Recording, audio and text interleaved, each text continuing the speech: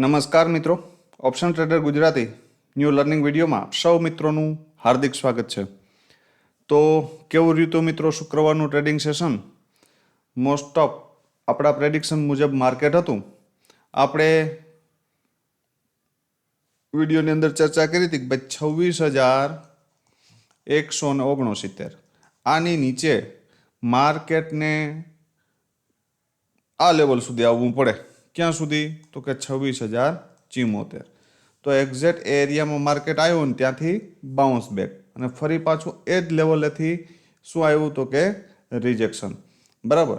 તો સરસ મજાની મૂવમેન્ટ. ધારી લ્યો કે આ ફરી વાર અહીંયાથી એક વખત ઉપર ગયું તો અહીંયાથી શું બનતું હતું? શોર્ટ. ફરી આ ઉપર ગયું છે તો અહીંયાથી શું બનતું હતું? તો કે શોર્ટ. ધારી લ્યો કે તમે અહીંયા શોર્ટ કરવા નથી પહોંચ્યા તો આ એરિયામાંથી ફરી થર્ડ એટેમ્પ, આ ફર્સ્ટ એટેમ્પ, આ સેકન્ડ અને આ થર્ડ. જે મિત્રો લોંગ ટાઈમથી આપણો વિડીયો જોઈ છે એ મિત્રોને ખ્યાલ હશે કે ભાઈ આ થર્ડ એટેમ્પનો મતલબ શું છે. બરાબર.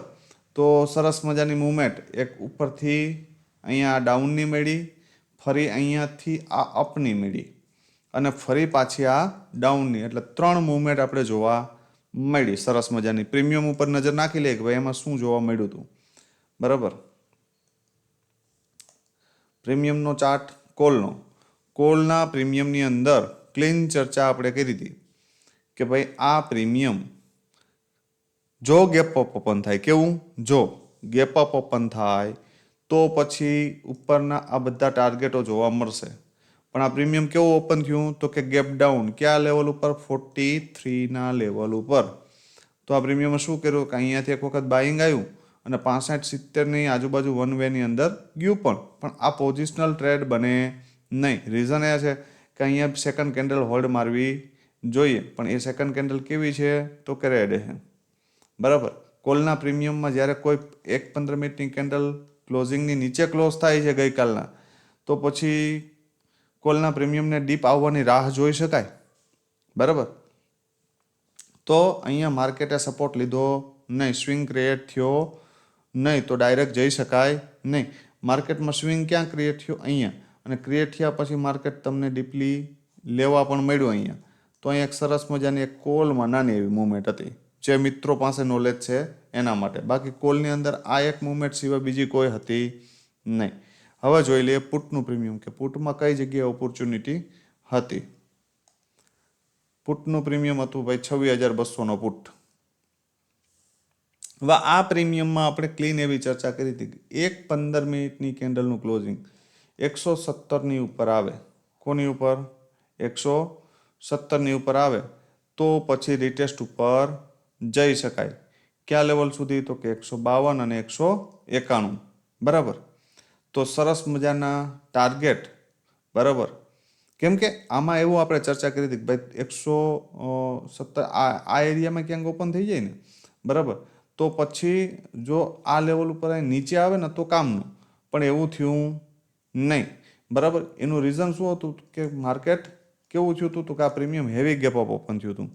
તો પછી અહીંયાથી ક્યાં આવ્યું? તો કે ડીપ આવ્યું અને ડીપ આવીને સીધું શું થયું? તો કે બાઉન્સ બેક. બરાબર. ફરી પાછું આ પ્રીમિયમ ક્યાં આવ્યું?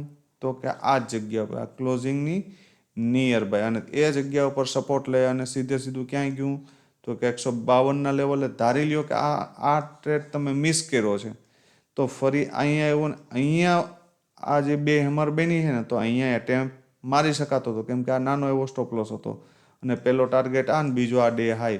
તો માર્કેટે બંને ટાર્ગેટ એચીવ કર્યા. એક ટાર્ગેટ આ હતો અને બીજો આ. પણ આખા દિવસમાં કોલ અને પુટના થઈને ટોટલ 3 ટ્રેડ હતા. તો આપ સૌ મિત્રોએ શું કર્યું છે કોમેન્ટમાં જણાવજો. હવે આવતીકાલે શું થઈ શકે? હવે ભાઈ જો હાલની પોઝિશનમાં પુટનું પ્રીમિયમ બ્રેકડાઉન છે, મતલબ બ્રેકઆઉટ, ટૂંકમાં હાઈવે ઉપર છે. રીઝન એ છે કે માર્કેટ જ્યાં સુધી, યાદ રાખજો, જ્યાં સુધી આની નીચે છે ત્યાં સુધી માર્કેટ નેગેટિવ છે. ક્યાં? 26,100ની નીચે. બરાબર. જ્યાં સુધી આની ઉપર ન નીકળે ત્યાં સુધી આપણે વધારે મગજ મારવાનો છે નહીં. પણ એક વસ્તુ યાદ રાખજો, એઝ પર માય સેટઅપ, જો માર્કેટ તમને 650ની નિયર બાયથી ક્યાંયથી પણ આ એરિયામાંથી રિજેક્શન લેતું દેખાય, કેવું રિજેક્શન લેતું દેખાય, બરાબર, મોર્નિંગમાં, તો ધારી લ્યો કાલે ગેપ અપ ઓપન થાય અને પછી આ એરિયામાંથી રિજેક્શન આવે અને દેખાય, તો મારા મત મુજબ સેકન્ડ રિટ્રેસમેન્ટ કેન્ડલ ઉપર આને શોર્ટ કરી શકાય. અને જો આ લેવલ બ્રેક કરી દે ને તો 25,989 સુધી જઈ શકે, બરાબર, ત્યાં સુધી તો કન્ફર્મ મળી શકે.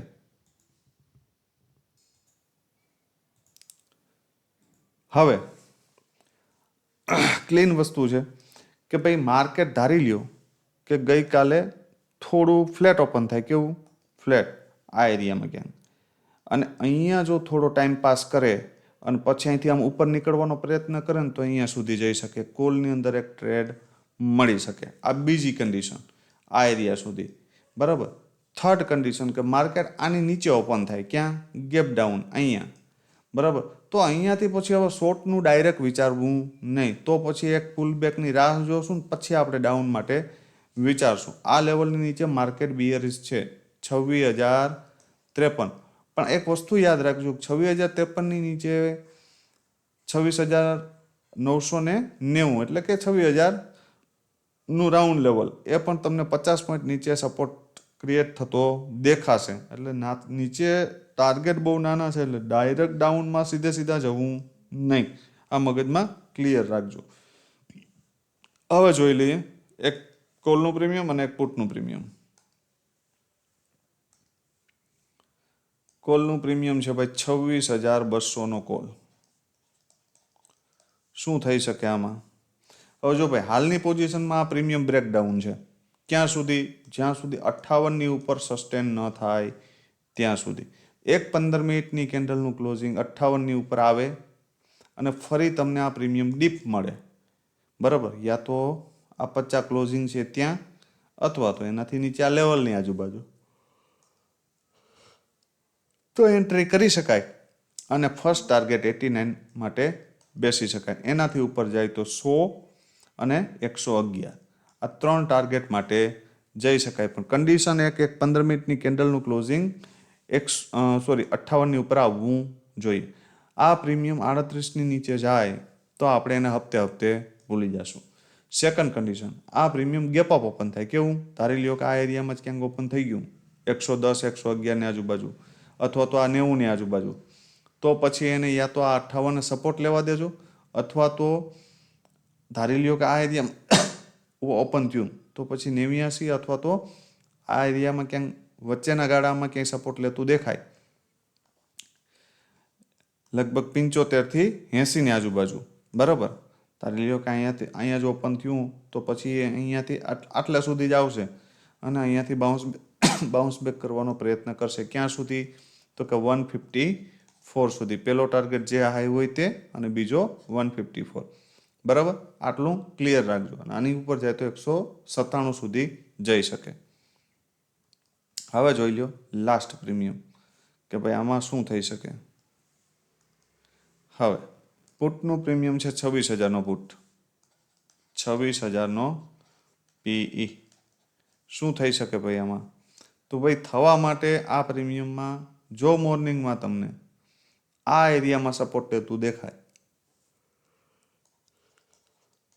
36 થી લઈ અને 39 સુધી, આ એરિયામાં ક્યાંય સપોર્ટ લેતું દેખાય અને 49ને બ્રેક કરી દે તો પહેલો ટાર્ગેટ 77 કન્ફર્મ, બરાબર.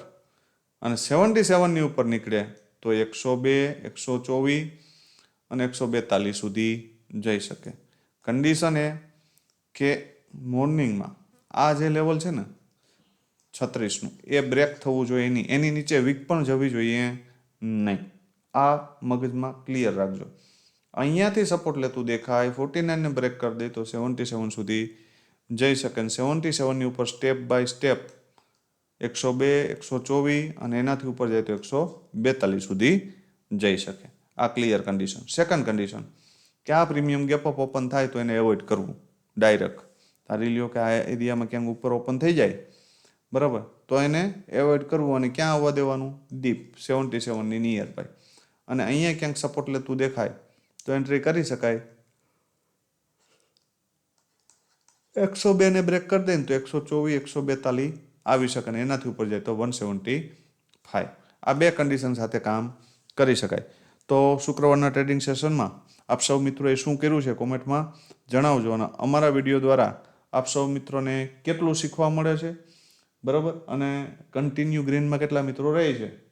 ભલે વીકની અંદર એકાદ બે વાર રેડ હોય તો ઠીક છે, પણ all over PL monthly green આવતું હોય એવા કેટલા મિત્રો છે એ કોમેન્ટમાં જણાવજો, બરાબર. આવતીકાલે ફરી મળીશું નવા વિડીયોમાં. ત્યાં સુધી જય માતાજી, હર હર મહાદેવ.